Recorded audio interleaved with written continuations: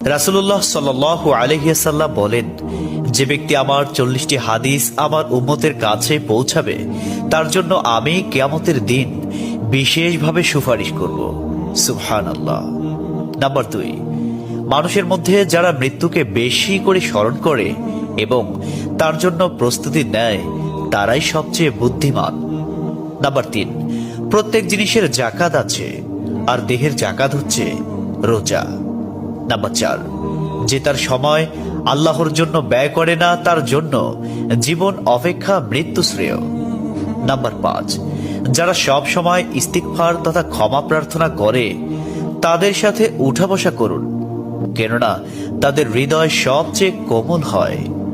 Number 6, তুমি যত সিজদা দিবে আল্লাহ তত গুনাহ তোমার মাফ করে দিবেন। সুবহানাল্লাহ। নাম্বার 7, সূরা ফাতিহা প্রায় 1000